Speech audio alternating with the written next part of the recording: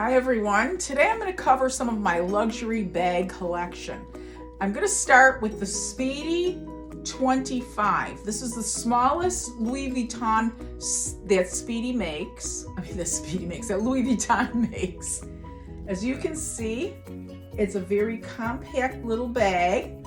Perfect size for now, though I think the smaller bag right now we find most of us are carrying. This is the Audrey Hepburn model of the Louis Vuitton Speedy bag. This particular size did not come about until 1959. Audrey Hepburn requested this bag. She wanted a smaller purse-sized version of her keep-all duffel. And so Louis Vuitton created this model specifically for her. And it wasn't until 1959 when Audrey requested this bag that it actually became iconic. So this is the original iconic Louis Vuitton Speedy bag. Even though this style bag did exist in the early 1930s under the name the Express bag. And I'll tell you a little bit more about that when we get to my bigger Speedy. I have the Speedy 35. Now I just want to give you some dimensions of this bag, just so you can get an idea of this compared to my bigger one. The dimensions on the Speedy 25 are 9.84 inches, so about a little bit, almost 10 inches long, and 7.5 inches high. As you can see, it's got the famous lock that comes with all of the bags. This is actually to lock your bag. There's a little hole in the tab here, and if you actually wanted to lock this bag, you would lock it with this little padlock, and it would keep the bag from opening up. Nobody could open the zipper but you. And there's a little key, of course, that I always seem to lose, but there is a little key to open the padlock. I never use it, but that's your safety measure if you want it. Many people use or see knockoffs of this bag. The one way to really tell if this is or isn't a knockoff is if you look at the seaming of a real Louis Vuitton Speedy bag. They pretty much line up here in the seaming. So it'll be flower to flower, kind of, you'll see it line up where it's not all like, there's not like half of the design is stuck in the lining. It's pretty well lined up. It also, on the other side of the tag here, where am I looking now? This side here, of course this bag is older, so it's a little worn out. I don't know if you can see that, but it says Louis Vuitton Paris, and then it does say made in the USA. So even though it is an original Louis Vuitton bag, they do make some of them in the USA. They were manufactured in Paris exclusively, and then I think the USA started picking up some of the manufacturing. Always buy this bag because it is ripped off a lot. Always buy this bag at a well-known department store like Neiman Marcus, or a good online vendor like Prada Porter, or you can even go to Louis Vuitton online and get it. You don't want a fake one. It can look, nobody will know the difference kind of a thing, but you'll know it's fake. And the other part about this that's kind of special is it has a special leather that when you buy it, it looks real white. It's almost like a real light beige. And as you wear this, from the oils of your skin and things just touching it or whatever, it eventually darkens like this, and this is how it stays. But you can always tell a new Louis Vuitton bag because it's got kind of the whitish, brand new looking, even the handles are whitish looking leather, and then it kind of turns. It has this patina that it turns to. So this is the very small Audrey version of the Speedy bag, the Speedy 25. Now I'm going to show you the big sister, and that's this one, which is the Speedy 35. Here, let me get this in the frame. The 35, as you can see, is almost tote bag size. This I bought in the, I would say, early 2000s when we started carrying those really big jumbo bags. So this is almost like a tote bag version of the Speedy 25. It's also, Speedy 35 is a very limited edition right now, according to the Louis Vuitton website.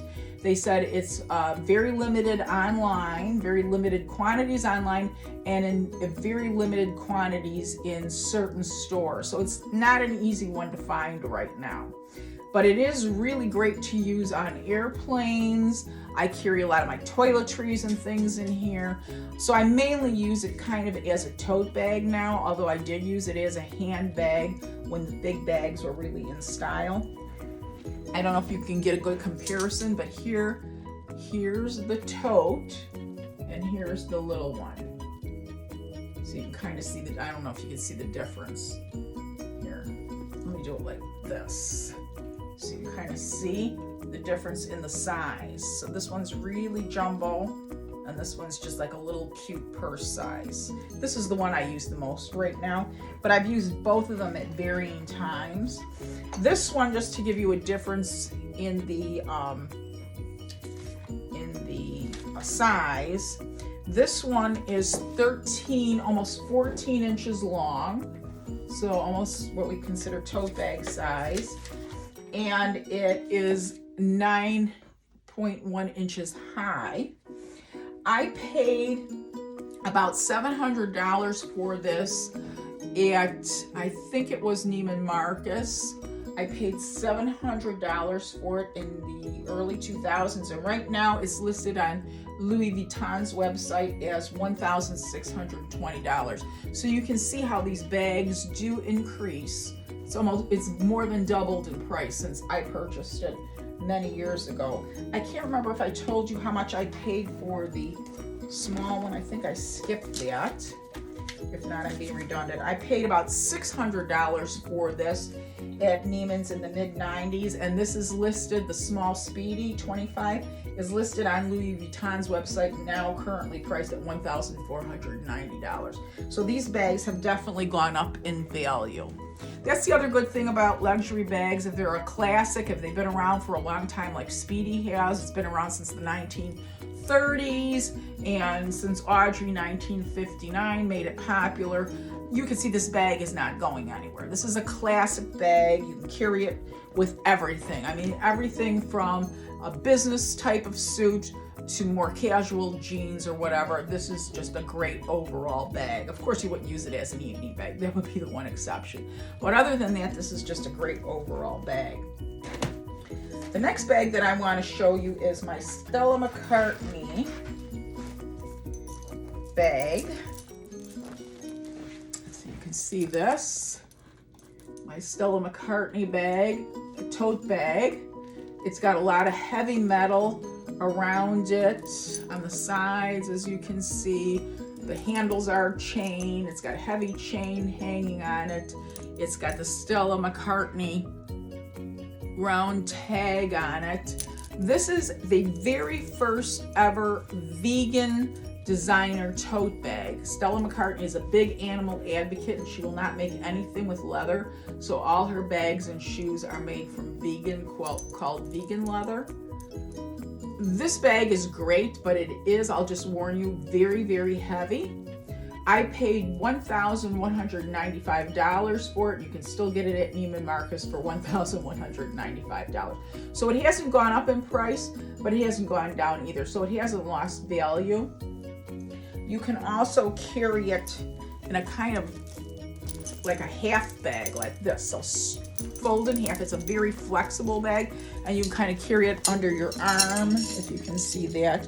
Kind of carry it under your arm like that. So kind of as a envelope bag. It's easier to carry too because it's a heavy bag. But I use it a lot of times if I'm wearing something kind of edgier looking, if I'm maybe wearing a moto leather jacket or some kind of edgier jean look. This is really good. It's also good for shopping because it's huge, so you can carry a lot of stuff in it. The only problem is it is a heavy bag. Now, to offset the heaviness, you can stick it under your arm like that. That's a little bit kind of, challenging. Or you can even carry it like this.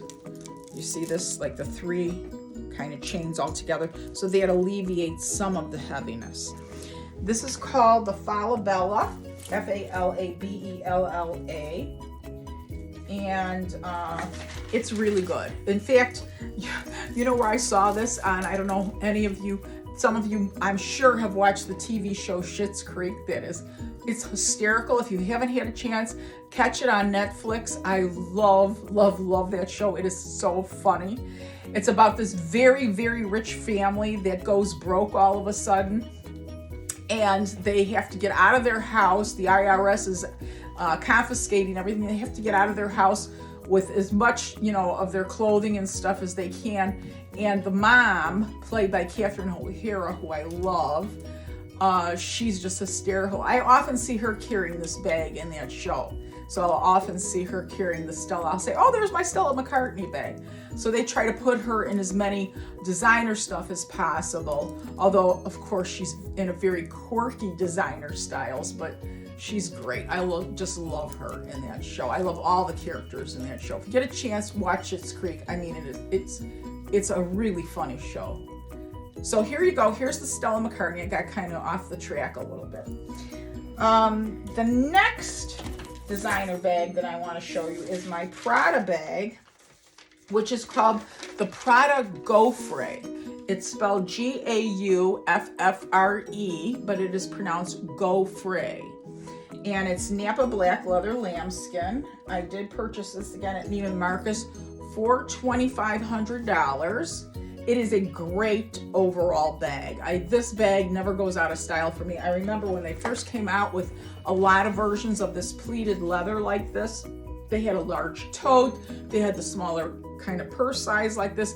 It was being ripped off by every modern bag designer known to man. Everybody was coming out with these pleated bags, but Prada was the one who created it. As you can see on their most of their better bags, instead of just having like that little V, they have the actual Prada in the metal on the bag.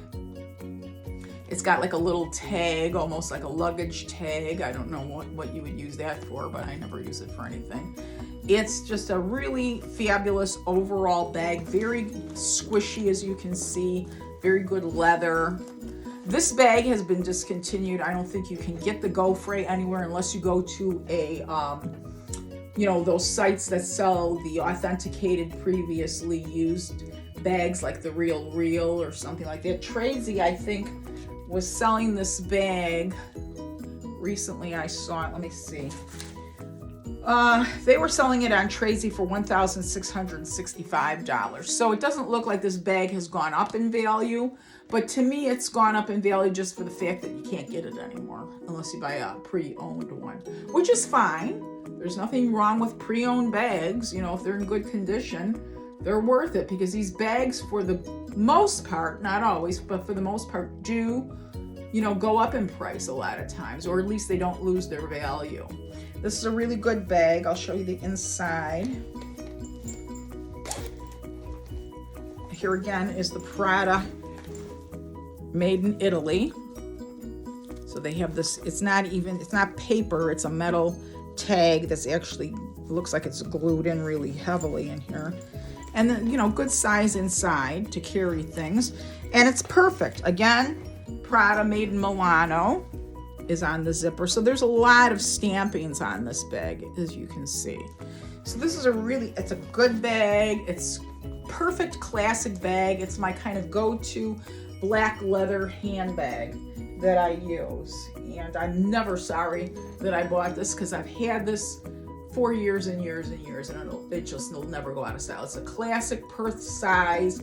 It's not too large. It's not a tote. It's not too teeny, like they're making a lot of these real teeny weeny bags. I saw one bag the other day. It was like this big. I don't know what you'd carry in there other than a lipstick. I mean, it's kind of getting ridiculous. But this is a good size bag, and it doesn't overwhelm me. And I'm very small, so I can look overwhelmed sometimes with these bags. It's a really good bag.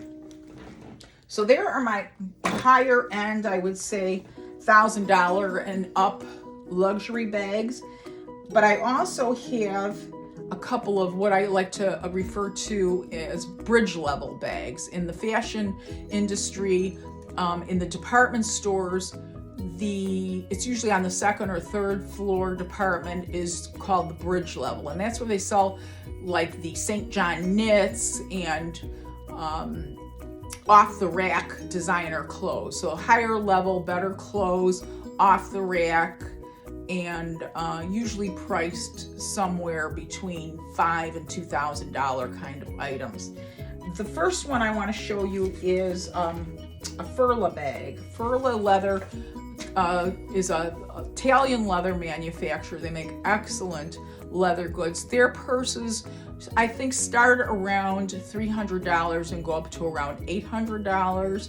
It's a really good leather company. I think they've been around, let me see what I have written down here. It's an Italian leather company that have been around since 1927, so I don't think they're going anywhere. You can typically get this, I know, at Neiman's. I think Saks might also carry them too. This I did get at Neiman's. Here's my Furler bag. And I love this bag because it's black, white, and gray. I mean, how neutral can you get? But yet it's all these different, you know, sections of color, or not color, you know, if you want to say, and it just gives, you know, a plainer outfit some punch to it. So like if I'm wearing like an all black outfit and then I have this kind of pops the whole outfit, you know, with the contrasting white. Or if I have something gray or black, white, you know, it's good if you're wearing like solid clothes and you want to add something that's just like a little punch to your solid clothes. It's a nice look. This again is a very high quality leather bag, very squishy kind of a thing. It says Furler right here, engraved into the metal. Open it up for you. Again, Furler on the inside and the tag, if you can see. And it's a big bag inside, and it's a nice gray lining, so at least you can see in it. I hate the black lining in bags, drives me crazy, because then you basically need a flashlight if the bag is bigger. So this is a really great bag. Again, not too big, not too small. I believe I paid, I think it was $650 for this particular bag. And the dimensions on this bag, I measured everything out, this is 14 by 10. So it's, again, 14 by 10. So not quite a tote size bag. Anything 15 length and over is probably considered more of a tote.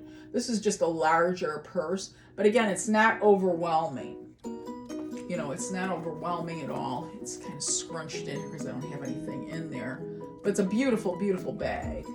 And again, I've had this for years. And then last but not least is a gorgeous bag that I bought in Paris by a Paris leather manufacturer that's been around since 1930 called Lamarck. And it looks like it's Lamarck, M-A-R-T-H-E, but you do not pronounce the H, so it's pronounced Lamarck. And as you can see, it's engraved in leather on this little loop here that holds the bag shut. It's a beautiful bag. I bought this at Galeries Lafayette, which if you have never been to Paris, make sure you put Galeries Lafayette on your visit list. It's a fabulous department store in the 8th arrondissement in Paris, the Opera District, and it's just a great department store. It's so much fun to shop in there. They have such great things. I hear it's absolutely gorgeous at Christmas time. So if you get a chance to go, put Galeries Lafayette on your shopping list. I bought this 22 years ago in my first trip to Paris, and I paid $350 for it. As you can see, hopefully I can catch it on here. You can see it's got kind of like a little X stitching here, looping, and then it's got the little studs on the side, which give it a little extra zip. It's not just a plain brown bag. And it's a beautiful bag. And I've used it on and off for, like I said, over 22 years. Again, on the inside, Lamarck Paris. I don't know if you can see that. Lamarck Paris is sewn into the bag. It's a beautiful bag. It does have that darn black lining, which does make it a little bit of a challenge to find things in it, but I still love it and I use it. And it's just great. Again, it's a bigger bag. Let me give you the dimensions. The Lamarck bag is basically a tote bag size. It's 15 by 10, so it's a large bag. Back in the early 2000s, remember, we were carrying these jumbo bags, but I still use this, you know. Every now and then I just take it out. If I need browns or tones of browns or I have oranges on. I bought this Hermes cuff. This was in my second trip to Paris. I bought it at Hermes, but you know, you have brown accents like that. It just looks great with it. And it's a really high quality lambskin leather bag for $350. I mean, come on, give me a break. And Lamarck runs somewhere, their bags are between $250 and at the very, very highest, maybe $500. I don't know if I've ever seen a Lamarck bag for more than $500. So it's a very excellent, good quality bag. And it's, you know, pretty much in the affordable range for most people who want to buy something that's a little bit more special than your average, let's say, $50 to $100 kind of toss. I call them toss away bags. So that's it for today. I just want to let you all know that buying a luxury bag is not, you know, I didn't collect these bags in a matter of 2 years. This is a matter of the last 25 years of my life, picking up a bag here and a bag there. A trip to Paris was a special trip, so I treated myself to a bag. But these are the kind of good bags that you want to buy, something that will never go out of style, nothing that's real funky. I would never spend thousands of dollars on some kind of a novelty looking bag. You want to buy something that's more classic, something that's kind of mid-size, so the size doesn't go out of style, but practical, and you'll have these bags forever if you take care of them. So until next time, I'll see you soon.